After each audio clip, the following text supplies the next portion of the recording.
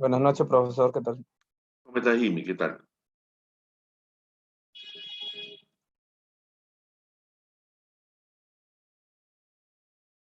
Bueno, con las disculpas del caso que en la clase pasada se me cortó mi internet de improviso en plena clase y bueno, ya hicimos los reclamos necesarios a la empresa, pero lamentablemente a veces eso cae en saco roto, ¿no?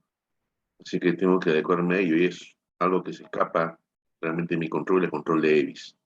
Yo les pido disculpas del caso, entonces ahora vamos a ver lo que nos correspondía. Pero yo ese día estaba comentando un caso, ¿no? Un caso de un accidente, de un siniestro, en donde el chofer, con el afán de poder deslindar su responsabilidad, y así suele suceder con casi la mayoría de choferes de empresas, ¿no? Quieren deslindar la responsabilidad, pero no saben que al efectuar ello están perjudicando a su empleador, porque normalmente los camiones pertenecen a su empleador, ¿no? Y el seguro, al tomar nota de lo que ellos manifiestan, pues va a tomar una determinación de cubrir o no cubrir el siniestro. En este caso, el chofer, que realmente se había quedado dormido, eh, tuvo la gran idea de decirle al procurador de la compañía que los frenos de su unidad pues habían fallado. Como consecuencia de ello, el procurador eh, lamentablemente puso su informe de ello, lo pasó a sus superiores y el ejecutivo de la compañía determinó que el siniestro no tenía cobertura, ¿no? Porque había infraccionado lo que era el mantenimiento de la unidad, pues no se encontraba en buenas condiciones el freno. Bueno, hasta ahí la historia, pero sin embargo, cuando me comentaron el tema, le dije, vamos a pasar el peritaje técnico de daños, ¿no? Entonces, en el peritaje técnico de daños, se hizo una verificación, ¿no? Y se pidió un perito de parte para que verificara el tema de los frenos. Entonces se hizo la revisión, el técnico hizo su trabajo y nos alcanzó un reporte, ¿no? Final, en donde se establecía que los frenos se encontraban en perfectas condiciones, ¿no? Con lo cual se tuvo que ver otro tipo, ¿no? De análisis que tenía que efectuar la compañía, ¿no? Porque yo era de parte del asegurado, su asesor de seguros. Entonces, pudimos levantar esa observación o esa negación del seguro, ¿no? Pero eso sucede cuando un corredor de seguros hace bien su trabajo, ¿no? Eh, no solamente te tienes que dejar llevar por el qué dicen o el qué dirán, sino, como voy a repetir, siempre se tiene que demostrar con documentos contundentes, ¿no? Entonces, la manifestación de un perito policial, ¿no? Que hizo ese peritaje, porque hay un peritaje que lo hace la policía, ¿no? Este peritaje a veces es un saludo a la bandera, ¿no? Inclusive te ponen daños que son como consecuencia del uso normal del carro. El carro a veces se raspa, retrocede y impacta a algún objeto o algún otro vehículo. Entonces, en ese peritaje salen todas esas acumulaciones de casos, ¿no? Pero no se remite específicamente al evento, ¿no? Entonces, obviamente que se tuvo que invertir, el asegurado estuvo de acuerdo en ello, contratamos un perito y este perito hizo su informe y ese informe fue llevado a la policía, ¿no? ¿Con qué fin? Con el fin de deslindar esa aseveración que hizo el chofer indicando que se le habían vaciado los frenos. Entonces, como verán, estimados alumnos, es importante que como corredores de seguros estemos a la vanguardia y estar siempre con el conocimiento debido y preparándonos y actualizándonos en todos los productos que se venden en el mercado. ¿Con qué fin? Con el fin de manejar nuestra marca. Nosotros somos nuestras propias empresas. Nosotros, del trabajo que damos, la asesoría que brindamos, sale nuestro diario, ¿no? Ganamos las comisiones, pero las comisiones tienen que ser bien ganadas, ¿no? No solamente por el hecho de cobrar la comisión inicial, y ahí te olvidas del cliente. Tienes que acompañarlo durante toda la vigencia de la póliza, ¿no?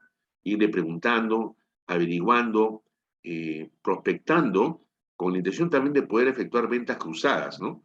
Porque de repente el cliente, con él tenía su seguro vehicular, pero también le puede vender un seguro de vida, ¿no? Adicional al seguro de vida ley que es de la empresa, le puede vender un seguro para su casa, ¿no? Etcétera, ¿no? Entonces, es importante que el corredor de seguros tenga ahora un perfil, técnico comercial, ¿no? Sé que a veces cuesta, ¿no? Cuesta bastante ir a ofertar y sobre todo, como ya les he explicado, el seguro es una promesa, ¿no? De que te van a pagar más adelante, ¿no? Y lo que tú estás vendiendo en un momento determinado son documentos, papeles, ¿no? Y a veces sucede que muchos clientes pasan años y no tienen siniestro y dicen, ¿para qué pago la prima, ¿no? O sea, ¿para qué tengo una póliza? Si no me enfermo, no me ocurre nada, ¿no? Soy inmortal, pero eso no es así, estimados alumnos. Por eso el argumento, ¿no? Que uno siempre tiene que esgrimir es que no esperes a que necesites un seguro, ¿no? Y recién tratar de contratarlo y de repente ya va a ser muy tarde, ¿no? Ok, entonces ahora sí, vamos de llano antes de que nos gane el tiempo con la revisión de nuestro PDF esta semana. Vamos a ver, un ratito, por favor. Un ratito. Ahora sí. Esto se llama la gestión del siniestro o liquidación de siniestro, perdón. ¿Ya? Vamos a ver.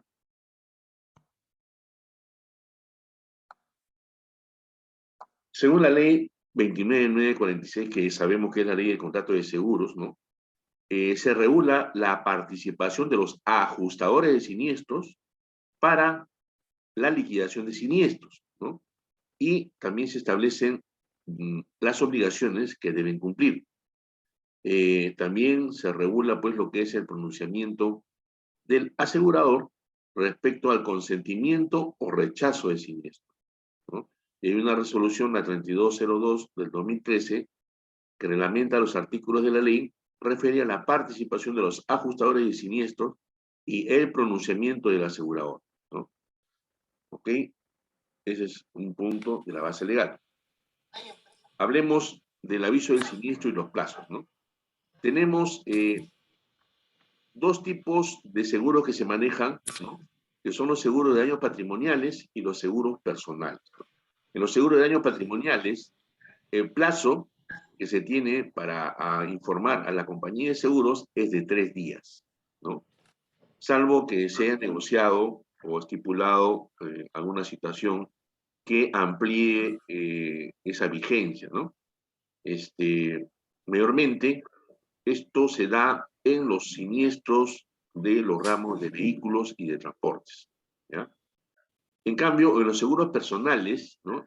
El siniestro deberá ser comunicado a las compañías de seguros a más tardar dentro de los 7 días siguientes a la fecha que se tenga conocimiento de la ocurrencia o del beneficio.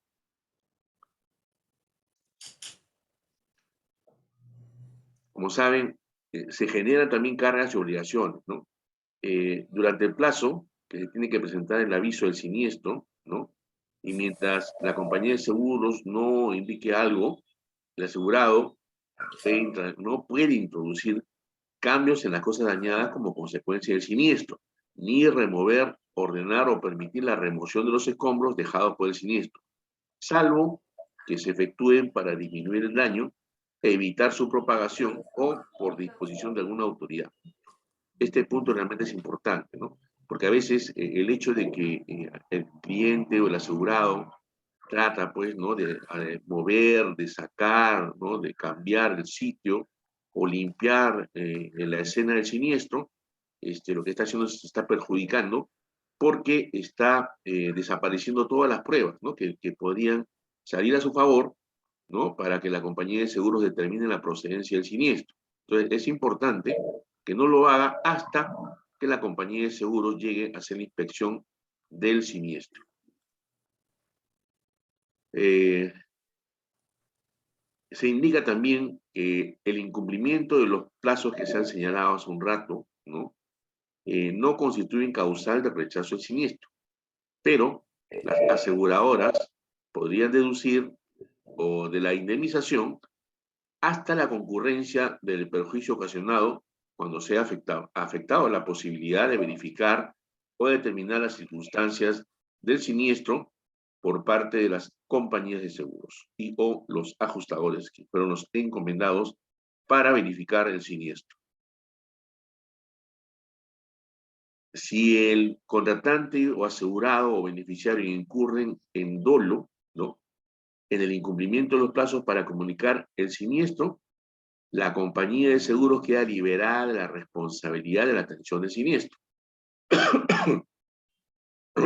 En caso de culpa inexcusable del contratante o del asegurado o del beneficiario que origine el incumplimiento de los plazos para comunicar el siniestro a la compañía de seguros, no se pierde el derecho a ser indemnizado. Si la falta de aviso no ha afectado la posibilidad de verificar o determinar las circunstancias del siniestro. El proceso de liquidación del siniestro es aquel en donde se evalúa la procedencia inicialmente de la cobertura que se contrató con la póliza, ¿no?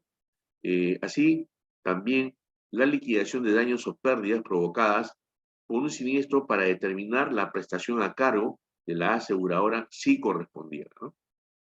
Eh, Se determina la cobertura o no de un siniestro identificando sus causas, ¿no?, y las circunstancias en que ocurrió la pérdida que se está reclamando, cuyas cantidades y cuantías deben ser justas y razonables, ¿no? También, al decir justas y razonables, quiere decir que no se deben exagerar los montos, porque eso constituye también un fraude. Si se me perdieron a mí, se me siniestró a mí una mercadería y esa mercadería me cuesta $20,000, y así la tuve asegurada, pues eso es lo que me tiene que indemnizar la compañía de seguros, los $20,000. Eh, También con la aplicación de penalidades y deducibles, ¿no?, así como con el análisis de riesgos contratados y verificando que las sumas aseguradas sean adecuadas y guarden una estrecha relación con los valores reales de los bienes asegurados. El nombramiento de un ajustador de siniestro, ¿no? Ojo, ajustador de siniestro no es el perito que va al taller, ¿no?, a aprobar la reparación de un vehículo. Ojo, ese no es un ajustador. Ese es un perito de parte de la compañía de seguros, que lo contrata y le paga su sueldo la compañía de seguros. Un ajustador es aquel que cualquier compañía lo puede escoger, lo puede poner dentro de una terna de ajustadores para que sean escogidos por el asegurado, ¿no? Ellos reciben el pago de la compañía de seguros en base a sus honorarios, ¿ya? Entonces, eh, la liquidación de siniestros sabemos que a veces la puede realizar directamente la compañía de seguros, ¿no?, o se le encomienda a un ajustador de siniestros. Entonces, en aquellos casos en los que la consecuencia del siniestro o cuando la aseguradora requiera la contratación de un ajustador de siniestros para la evaluación y cuantificación de los daños, la designación debe realizarse de común acuerdo con el asegurado. La designación del ajustador debe efectuarse dentro de los 3 días siguientes a la fecha del aviso del siniestro. Entonces, nosotros como corredores tenemos que estar siempre al tanto de estas fechas, ¿no? Vayan tomando nota de estos puntos, ¿no? ¿En qué momento me tiene que asignar el ajustador la compañía de seguros? A los 3 días desde que se avisó el siniestro. Ojo, ¿ya? O a la fecha en que la aseguradora toma conocimiento de la ocurrencia, ¿no? A veces existen siniestros que se conocen y que es de conocimiento público, ¿no? Por ejemplo, aquel siniestro que ocurrió, pues, allá en Villa El Salvador, de la explosión de ese tanque que llevaba gas, ¿no? Entonces fue conocido ampliamente, ¿no? No hubo necesidad ni siquiera que se reporte el siniestro a la compañía porque todo salió por los medios periodísticos. Entonces, cuando la aseguradora reciba el aviso del siniestro, debe proponer al asegurado por lo menos 2 días antes del vencimiento del plazo señalado una terna de ajustadores de siniestro, pueden ser 4 o 5, para que el asegurado manifieste su conformidad con la designación de uno de estos ajustadores, ¿ya? Obviamente, pues las compañías previamente se han asegurado, ¿no?, de que los ajustadores que están en las ternas se encuentran debidamente habilitados e inscritos en el registro correspondiente en la SBS. En caso que la compañía de seguros o que el asegurado no designe a alguno de los ajustadores de siniestros que se ha propuesto, la compañía de seguros procede a designar al ajustador de siniestro antes del vencimiento del plazo señalado. ¿Con qué fin? Con el fin de no dilatar el inicio del proceso de liquidación del siniestro. Le corresponde a la compañía de seguros verificar que los ajustadores de siniestros, ¿no?, se encuentran habilitados. También resaltar que en el nombramiento del ajustador debe tenerse presente que el reasegurador también participe, comprobando que los ajustadores propuestos al asegurado también sean de su confianza. De no tomarse esto en cuenta, se dilatarán y tal vez hasta se incumplirán los tiempos de atención y pago. Más allá de las obligaciones legales, el nombramiento de un ajustador muchas veces representa la intención de la compañía de seguros de darle al siniestro materia del análisis una mayor especialización, independencia, justicia y profundidad. Participación de los ajustadores de siniestro.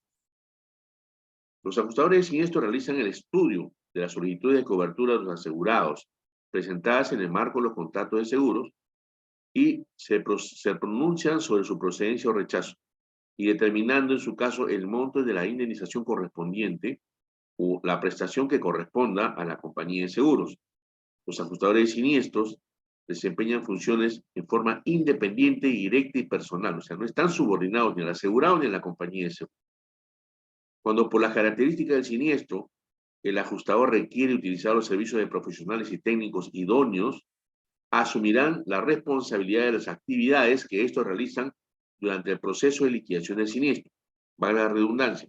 Si yo soy ajustador, pero no tengo mucho conocimiento en ingeniería, podría contratar pues a un ingeniero para que me asesore en determinado siniestro, ¿ya? Igualmente, si se trata de un tema legal, podría yo contratar a un abogado para que me asesore en la parte legal. ¿Cuáles son las recomendaciones para ser un ajustador confiable, ¿no? Uno obviamente, aparte de tener un muy buen léxico, ¿no? Expresarse, ser sociable, sobre todo ser respetuoso, un trato cordial, honesto y transparente, ¿no? Con el asegurado y con cualquier persona involucrada en el siniestro, ¿no? Tiene que atender el siniestro asignado desde que el área de atención del siniestro se lo contacta hasta que finiquita el caso. O sea, finiquitar quiere decir cuando emite su informe final de ajuste. Procurar un servicio eficiente para contratar al asegurado lo antes posible y realizar las gestiones necesarias para resolver el asunto de la mejor forma posible. Siempre mantener una comunicación fluida con el asegurado hasta concluir el caso. Comunicar cualquier situación extraordinaria en el proceso de atención de una reclamación. Obviamente la puntualidad y la formalidad siempre tienen que estar presentes. Obviamente también tener a la mano y contar con esa información de las condiciones de la póliza o indicar al asegurado de los principales puntos de la póliza, cobertura, alcance y documentación necesaria. Recabar información mediante cuestionarios y documentación a través de checklist. Comentar al asegurado los motivos, uso y seguimiento de la información y o documentación solicitada. Y obviamente las tomas fotográficas o inclusive a veces hasta filmaciones que se requieren para poder presentar adjuntando a los reportes que se envían a las compañías de seguros. ¿Cuáles son las prohibiciones, ¿no? Para la participación de los ajustadores de siniestro? Están prohibidos cuando están vinculados al contrato de seguros correspondiente como contratante, asegurado, beneficiario o endosatario de contrato. O sea, un ajustador no puede liquidar un siniestro de su propia empresa, ¿no? Cuando tuviera un interés actual, directo o indirecto, debido a relación de negocios con la aseguradora, el corredor de seguros, el asegurado, el contratante, el beneficiario, el endosatario, las personas afectadas o la propiedad de los bienes siniestrados. O se trata de sus cónyuges, ¿no? En los casos que tengan parentesco hasta el segundo grado de consanguinidad o dentro del primer grado de afinidad, o sea, compadrazgo, ¿no? Con el contratante, el asegurado, el beneficiario o el endosatario, el contrato de seguros, o con los accionistas mayoritarios de conformidad con la ley general. Estas prohibiciones son aplicables a los profesionales y técnicos involucrados. ¿Qué cosa es el convenio de ajuste, ¿no? La resolución 3202-2013 indica que el convenio de ajuste es el documento en el cual se establece el monto determinado como indemnización del siniestro o la prestación a cargo de la compañía de seguros en el marco del contrato de seguro y es elaborado por el ajustador de siniestro. O sea, es el entregable que da el ajustador hacia la compañía de seguros y también simultáneamente hacia el asegurado. ¿Cómo es la liquidación del siniestro cuando interviene un ajustador? ¿No? El ajustador, cuando participa en la liquidación de un siniestro, cuenta con un plazo de 20 días para emitir y presentar a la aseguradora el informe que sustente la cobertura y liquidación del siniestro, o en caso contrario, el rechazo del mismo. ¿Ya? Tomen nota de esto, estimados alumnos. ¿Ya? Contado a partir de la fecha en que recibió la documentación e información completa exigida en la póliza de seguro para el proceso de liquidación del siniestro. Si el ajustador requiere aclaraciones, precisiones adicionales o documentación o información adicional a la presentada, tiene que solicitar al asegurado o al beneficiario antes del vencimiento del referido plazo, lo que suspenderá el plazo hasta que se presente la documentación e información correspondiente. O sea, otra vez empieza a contar el plazo. El ajustador de siniestro deberá informar a la aseguradora dentro de las 24 horas siguientes cuando se haya completado la documentación e información requerida para el proceso de liquidación del siniestro. O sea, a las 24 horas de haber recibido toda la documentación que requiere para evaluar, tiene que haber informado a la compañía, ¿no? Haber emitido su primer informe.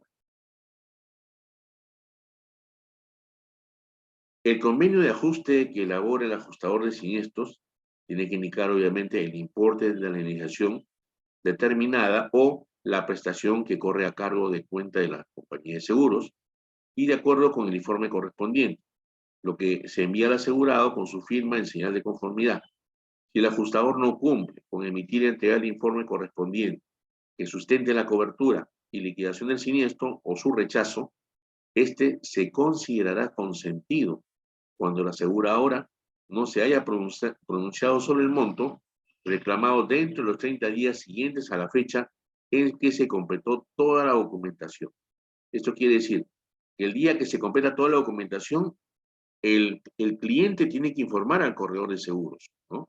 El corredor de seguros tiene que empezar a contar 30 días. Si en 30 días la compañía de seguros no se pronuncia ni a favor ni en contra, el siniestro queda consentido. Y si posteriormente se corrobora pues que se había cometido alguna infracción o estaba excluido, lamentablemente la compañía de seguros lo tiene que pagar. Entonces, una vez que el convenio de ajuste, ¿no? Que ha sido debidamente firmado ya por el asegurado en señal de aceptación, se entrega a la aseguradora, esta, y a la compañía de seguros, una vez que recibe el ajuste firmado por el asegurado, si lo firma el asegurado quiere decir que está de acuerdo y conforme con la liquidación emitida por el ajustador, ¿no? Entonces, esta última, la compañía de seguros, tiene un plazo de 10 días para aprobarlo o rechazarlo, ¿no? Se entiende que si pasara o transcurriera ese plazo, sin que emita ningún tipo de pronunciamiento, el siniestro también ha quedado consentido, por lo que la aseguradora deberá proceder al pago correspondiente. O sea, ahí no va a indicar la compañía, no puede argumentar que el reporte, el informe del ajustador final, el informe final, llamado también informe de ajuste, no lo ha revisado, que no está de acuerdo, entonces tiene que pagar definitivamente. O sea, si se están dando cuenta, hay dos oportunidades en las cuales el corredor de seguros, en su asesoría al asegurado, puede solicitar el consentimiento del siniestro, ¿ya? Si la aseguradora estuviera en desacuerdo con la indemnización o prestación a su cargo señalada en el convenio de ajuste, podrá solicitar al ajustador de siniestros un nuevo ajuste, para que en un plazo no mayor de 30 días proceda a consentir o rechazar el siniestro, determinar un nuevo monto o proponer a acudir a un arbitraje o la vía judicial. El ajustador de siniestro puede solicitar un plazo adicional para concluir la liquidación del mismo, ¿ya? Por única vez. Entonces, esta prórroga tiene que estar debidamente fundamentada, precisando las razones técnicas y el plazo requerido, ¿no? Sujetándose al procedimiento correspondiente en el TUPA, resolución 3082 del 2011. Esta solicitud suspende el plazo con que cuenta el ajustador de siniestros para emitir el informe correspondiente. La presentación de la solicitud de prórroga efectuada a la SBS debe comunicarse a la aseguradora y al asegurado dentro de los 3 días siguientes de iniciar el procedimiento administrativo. Asimismo, el pronunciamiento de la SBS deberá comunicar al asegurado y a la aseguradora en el mismo plazo antes señalado, contado a partir de la fecha en que el solicitante haya tomado conocimiento del pronunciamiento correspondiente. Informe de liquidación del siniestro. La opinión del ajustador, ¿no?, que se emite en el informe de liquidación no obliga a las partes y es independiente de ellas. Entonces, el ajustador de siniestros tiene que entregar de manera simultánea al asegurado y a la compañía de los seguros los informes que elabore de acuerdo con el desarrollo del proceso de liquidación del siniestro. Tiene que mantener a disposición de la SBS el sustento de haber entregado todos los informes, sean estos parciales o finales, en las direcciones físicas o electrónicas que las partes hayan señalado en la póliza. Si el asegurado o la aseguradora no estuvieran de acuerdo con la liquidación del siniestro, podrán designar a otro ajustador de siniestro para elaborar un nuevo informe que se sujetará a los plazos señalados en el presente reporte. Liquidación del siniestro cuando no interviene un ajustador. Dentro de los 30 días siguientes a la fecha de haber recibido la documentación e información completa exigida en la póliza para el proceso de liquidación del siniestro, la compañía de seguros tiene que pronunciarse sobre si lo consiente o rechaza, ¿no? En caso de la compañía de seguros requiera aclaraciones o precisiones adicionales respecto de la documentación o información presentada por el asegurado, tiene que solicitarlas a través de o dentro de los primeros 20 días del plazo antes señalado, lo que suspenderá el plazo hasta que se presente la documentación e información correspondiente. Si la aseguradora no se pronuncia dentro del plazo de 30 días a que se refiere el párrafo anterior, se entenderá que el siniestro ha quedado consentido, salvo que se presente una solicitud de prórroga del plazo con que cuenta la aseguradora para consentir o rechazar el siniestro conforme a lo señalado en el artículo siguiente. Solicitud de prórroga de la aseguradora. Cuando la aseguradora requiere un plazo adicional, ¿no?, para poder hacer nuevas investigaciones o acopiar evidencias para la adecuada determinación de la indemnización, tiene que solicitar, ¿no?, al asegurado la extensión del plazo antes señalado. En caso contrario, se sujetará al TUPA, ¿no?, de procedimientos administrativos de la SBS.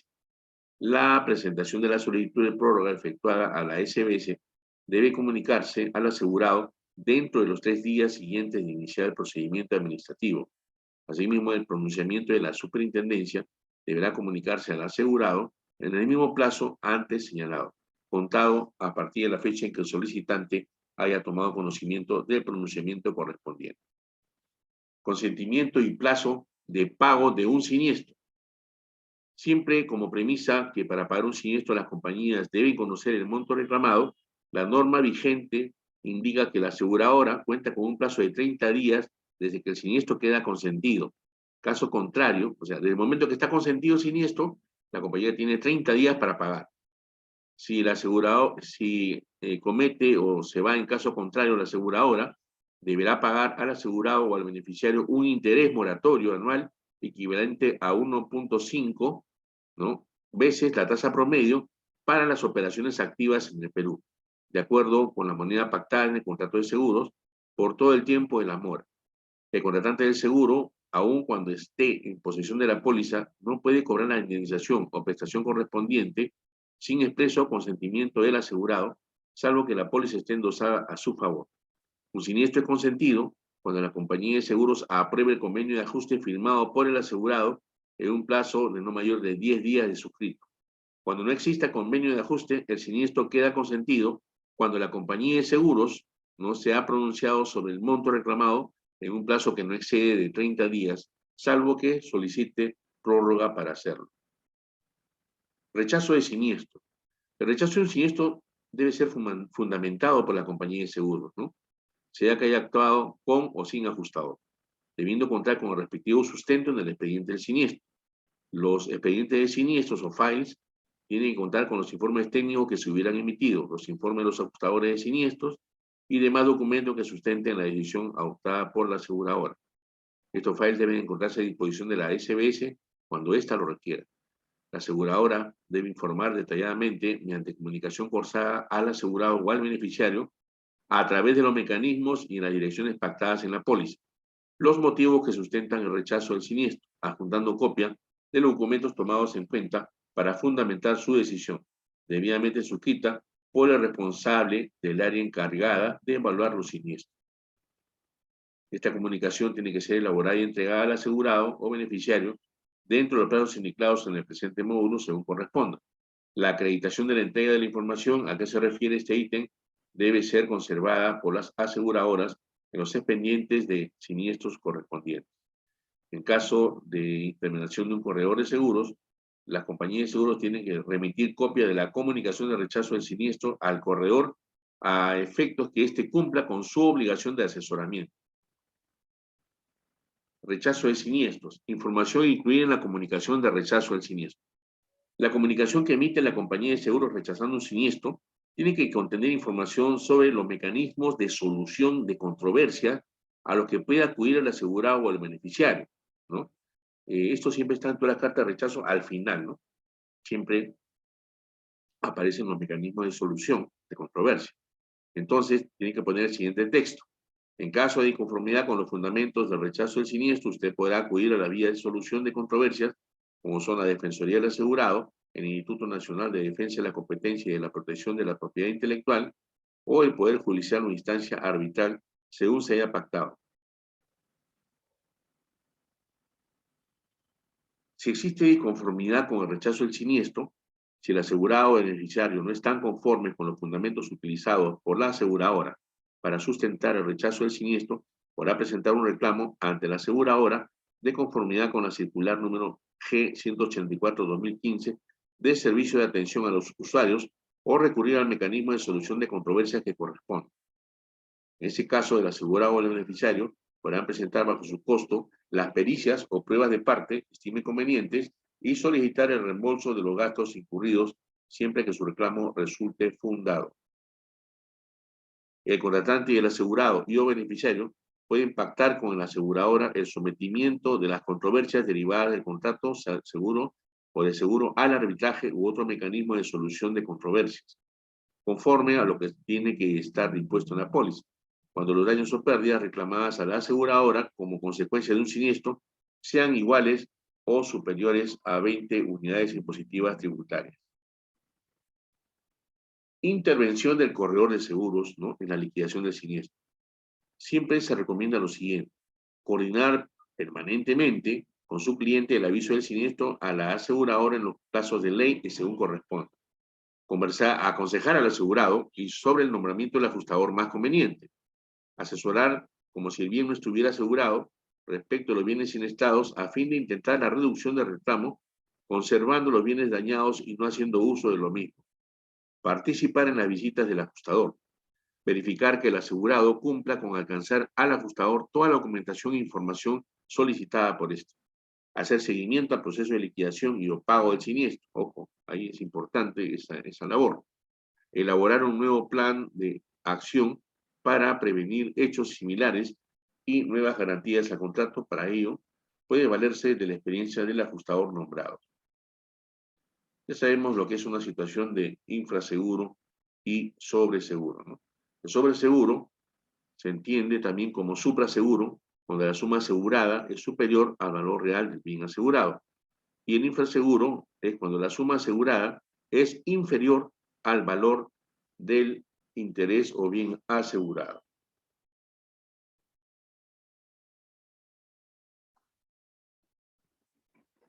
Eso ya lo hemos visto. Ahora, puede existir también que hayan varios seguros cubriendo un mismo riesgo, ¿no? Entonces, con distintas compañías, obviamente, ¿no? Entonces, cuando se presenta esta situación, el asegurado debe comunicar a las aseguradoras del resto de pólizas. Si por dolo, o sea, con la intención de cometer fraude, no se informa de esta situación, o sea, omite voluntariamente a sabiendas de que se está errando, en el caso de que se produjera un siniestro estando sobreasegurado, las compañías aseguradoras no están obligadas a pagar la indemnización. Una vez se ha producido el siniestro y que las aseguradoras han sido informadas, estas deberán indemnizar en función de la suma asegurada. Eso sí, sin que pueda superarse la cuantía del daño. Si se da el caso de que alguna de las compañías ha pagado más de lo que proporcionalmente le correspondía, podrá repetir contra el resto de las aseguradoras, es decir, que podrá exigir que le devuelvan la cuantía que no le correspondía pagar. Acá tenemos la regla de proporcionalidad, suma asegurada por los daños sufridos sobre el valor real de los bienes. Acá tenemos un ejemplo, ¿no? Una pérdida de $5.000, entonces la suma asegurada, 10.000 por 5.000 sobre 25.000. Esto dará pues que el monto de indemnizable o de indemnización será $2.000, ¿no? Al asegurado se le paga menos que el valor de su pérdida debido a que había infraasegurado el bien, convirtiéndose de esta manera en su propio asegurador por la diferencia. Otro punto importante es la causa próxima, ¿no?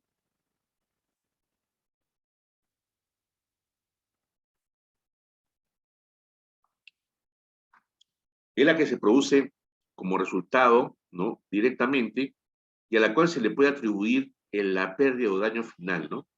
Es una causa que es activa y que pone en movimiento una cadena de sucesos, ¿no? Que producen un resultado sin intervención de ninguna otra fuerza que provenga de una fuente independiente. Adicionalmente, es bueno precisar que el siniestro estará o no estará cubierto en la medida que cumpla con el principio de la causa adecuada, que está prevista en el inciso E del artículo 2 de la ley 29.946, es decir, de lo que se trata es de identificar el acto del que resulta un daño como consecuencia lógica, directa, ininterrumpida, sin el que éste no hubiera ocurrido. Es decir, la causa adecuada o próxima es la principal causa de un daño. En conclusión, si el acto está cubierto en las pólizas de riesgo nombrados o no está excluido en las pólizas a todo riesgo. ¿Cómo decide un asegurador si paga una indemnización? ¿Cómo el asegurado puede saber si su reclamo por la pérdida sufrida tendrá cobertura, ¿no? Entonces, ya se ha especificado que hay dos tipos de causa, real y próxima o legal. La causa real es determinada por la prueba de excepto por o salvo por, es decir, excepto por la acción, el resultado no hubiera ocurrido. Por ejemplo, si no se hubiera pasado el semáforo en rojo, la colisión no hubiera sucedido, ¿no? Para que un acto cause un daño, ambas pruebas deben pasarse. La causa próxima es una limitación legal de la causa real. En los casos de responsabilidad civil, si los actos de un tercero rompen la cadena de causalidad, depende si la intervención fue previsible. La regla general es que el demandado original sea encontrado responsable del daño causado por el tercero como resultado directo de su negligencia, a partir de que fue una probable consecuencia. Así, por ejemplo, cuando el demandado tiene control sobre el tercero o cuando éste se enfrenta a un dilema creado por aquel, es improbable que la cadena de causalidad haya sido rota y el demandado será responsable frente al demandante por el daño causado. La continuidad de responsabilidad es impuesta, no solo porque la negligencia original afecta a la previsión del tercero, sino porque la negligencia del demandado hace muy probable que el tercero cause daño al demandante. En la práctica, sin embargo, el requisito para que la intervención del tercero usualmente rompa la cadena es que por lo menos la responsabilidad de pagar la compensación represente el total del daño o perjuicio sea distribuido entre dos o más responsables. Así, por ejemplo, si Juan daña a Pedro, es predecible que se llame una ambulancia, que los paramédicos carguen y se lleven a Pedro y lo trasladen al hospital. Este ciclo de intervención continúa en el centro. Ninguna actividad que afecta a Pedro emergería, salvo por la negligencia original. Entonces, la responsabilidad de Juan continuará hasta que un imprevisible Tomás intervenga, ¿no? Por ejemplo, manejando negligentemente y colisione con la ambulancia, o el paramédico o alguien del equipo del hospital sea tan negligente que constituya una nueva causa del acto. Siguiendo con las situaciones de RC, responsabilidad civil, que son las que permiten tener un mejor panorama, la causalidad en la ley inglesa está vinculada a la prueba legal de lejanía o cercanía y la propia causalidad. Además, que hubo una relación de hecho entre lo que el demandado hizo o dejó de hacer y el daño o perjuicio que sostiene el demandante. En el momento oportuno era previsible que ese proceder podría causar un daño o perjuicio de ese tipo. Estos tres elementos, deber, lejanía y causalidad, son herramientas que usan las cortes inglesas para limitar el rango de responsabilidad por negligencia. Todos ellos son útiles a su manera. Al final la decisión es una cuestión de política para los jueces. Vamos a ver un ejemplo, ¿no?, que nos podrá ayudar a aclarar un poco más el concepto de causa próxima en un sentido un poco más amplio, ¿no?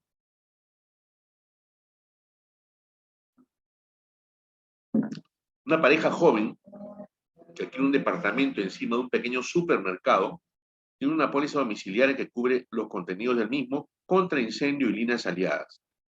El propietario de la tienda también tiene su propia póliza multirriesgo que incluye coberturas similares. Una noche la esposa regresa a casa del trabajo, algo más tarde que de costumbre, enciende la cocina eléctrica para calentar la sartén y va al dormitorio a cambiarse. Esto le tomó más tiempo de lo que pensaba y al regresar a la cocina se encuentra que la sartén se ha incendiado y que el fuego se está expandiendo a las cortinas y muebles. Por fortuna, mantuvo la calma, apagó la corriente y llamó por teléfono a los bomberos, que pronto llegaron y apagaron el fuego.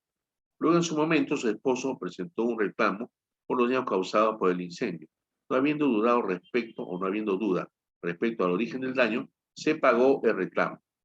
Pero al filtrarse el agua que se utilizaron los bomberos para apagar el incendio del primer piso, le había causado bastantes daños a las existencias del tendero del primer piso. Podría presentar un reclamo por estas, si tenemos en cuenta que los daños los causó el agua y no el incendio, suponiendo que no cuenta con la cobertura de daños por agua. A la luz de esta doctrina, la respuesta es que él puede reclamar bajo la cobertura de incendio de su póliza, porque la pérdida se debió directamente a esta. En otras palabras, la causa adecuada o próxima de su pérdida fue el incendio, aunque el daño lo causara el agua, pero el agua lo estaban utilizando para apagar el incendio, por lo que tiene derecho a cobrarle a la indemnización a su asegurador. En esta teoría, entonces, la doctrina es bastante sencilla. La pérdida debe surgir de forma directa de un riesgo asegurado o ser el resultado de una cadena directa de acontecimientos que se inician con el mismo. Ahí vemos unas fichas de dominó que empiezan a caerse, ¿no?, simultáneamente, ¿no? Así, esa es la acción y al final, desde el inicio hasta el final, el inicio es la causa próxima y al final es el desencadenante del siniestro. Otro ejemplo, ¿no?, de causa próxima, en el año 1908, ¿no?, un juez dio una definición que todavía se cita, de lo que constituye la causa próxima, que coincide básicamente con lo que en nuestro derecho es la causa adecuada. Y dijo, la causa próxima es la causa eficiente y activa que pone en marcha una cadena de acontecimientos que producen un resultado sin intervención de alguna otra fuerza que se iniciara y trabajara activamente, originada en una fuente nueva e independiente. Jurídicamente, para que una conducta sea causa adecuada de un daño es necesario que concurran dos aspectos, un factor inconcreto y factor inabstracto, ¿no? En el inconcreto se tiene que entender que en el sentido de una relación de causalidad físico-material, lo que significa que en los hechos la conducta debe haber causado daño, es decir, el daño causado debe ser consecuencia fáctica o material de la conducta antijurídica del autor. Sin embargo, no basta la existencia de este factor, pues necesaria la concurrencia del factor inabstracto, ¿no? Entonces, este factor se entiende como la conducta antijurídica abstractamente considerada de acuerdo con la experiencia normal y cotidiana, es decir, según el acontecimiento ordinario de los acontecimientos. Debe ser capaz de producir daño. Si la respuesta es negativa, no existirá una relación causal, aun cuando se hubiere cumplido con el factor inconcreto. En consecuencia, es necesaria la concurrencia de los dos factores para que se configure una relación de causalidad adecuada. En un caso de nuestra jurisprudencia se dijo, nuestro ordenamiento jurídico en materia procesal ha establecido tres presupuestos: la existencia del daño causado, el hecho causante del daño, revestido de dolo, culpa o mediante un bien riesgoso o peligroso o el ejercicio de una actividad peligrosa, y la relación de causalidad adecuada entre el hecho causante y el daño causado. En el Perú ha sido recogido por el artículo 1985 del Código Civil de 1984 en la sección de responsabilidad civil extracontractual, ¿no?, donde se indica que para que una conducta sea causa adecuada de un daño, tiene que concurrir dos factores, un factor en concreto y el factor en abstracto, ¿no? Que como ya se ha mencionado. Principios jurídicos del seguro. El propio Urquizo, que fue un estudioso, una eminencia en seguros, cita un caso de nuestra jurisprudencia que dice como sigue. Nuestro ordenamiento jurídico en materia procesal ha establecido tres presupuestos. Bueno, esto está duplicándose con esto que hemos leído hace un rato. Disculpen, hay una duplicidad ahí.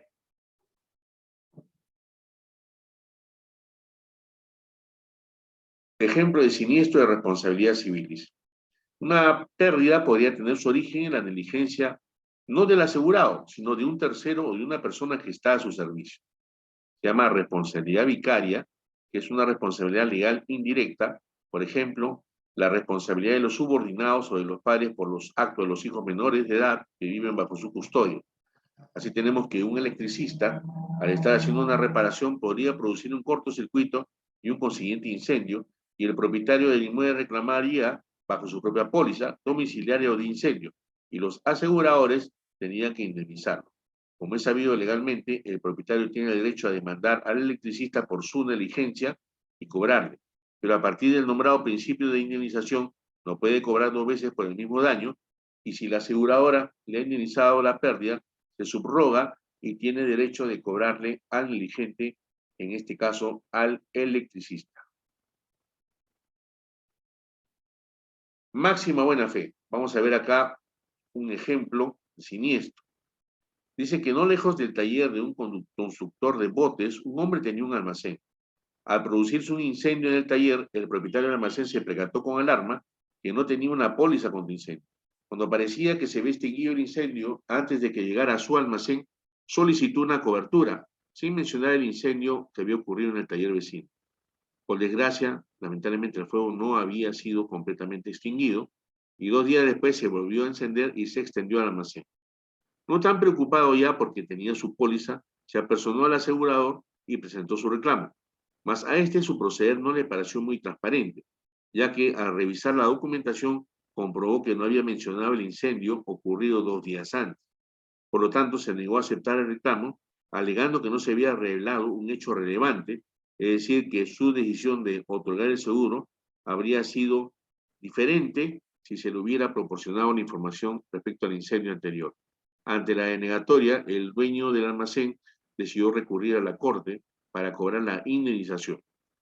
El juez apoyó la negativa del asegurador a pagar el siniestro, sosteniendo en la sentencia que en realidad se había incumplido la obligación de la máxima buena fe, pero esto por parte del asegurado.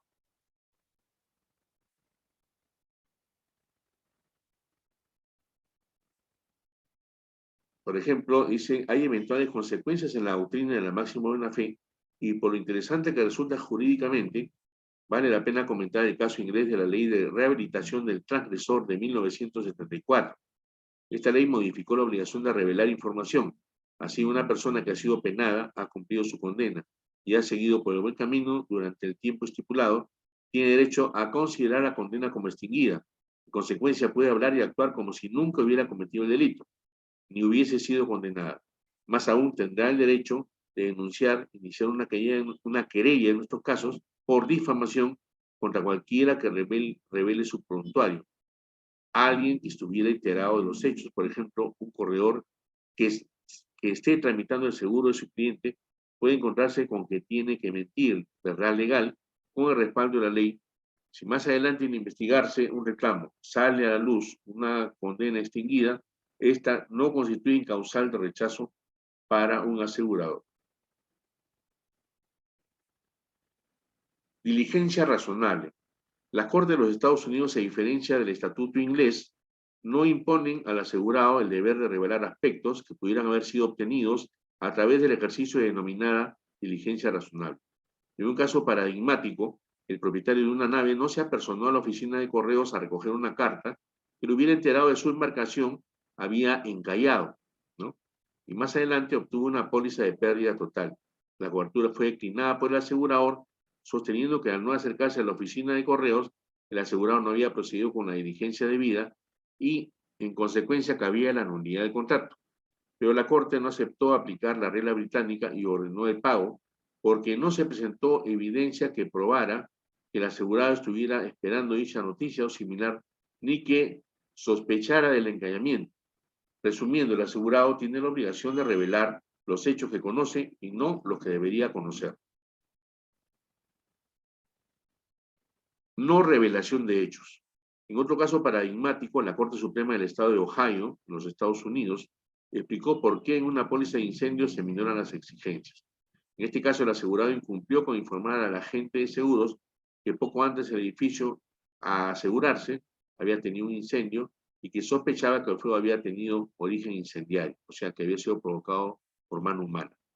La Corte sostuvo que el asegurado no estaba obligado a revelar el incendio previo.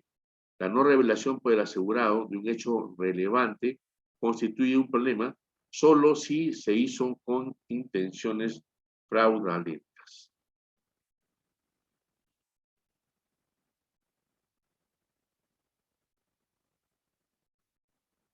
La causa adecuada. Seguimos. Hay pocas circunstancias donde la prueba excepto por no funciona, ¿no? Los principales ejemplos son causas concurrentes, cuando dos actos negligentes separados se combinan para causar un daño a un tercero. Cada actor es responsable, aun cuando el daño no hubiera ocurrido sin la negligencia del otro actor. Causas suficientes combinadas, cuando el daño resulte de dos actos negligentes separados, cualquiera de los cuales hubiera sido suficiente para causarlo. Ambos actores son responsables. En los Estados Unidos se sostiene que cuando dos partes son igualmente negligentes, pero solo una causa el daño a una tercera, la carga de la prueba pasa a las partes negligentes, quienes tienen que demostrar que no lo causaron.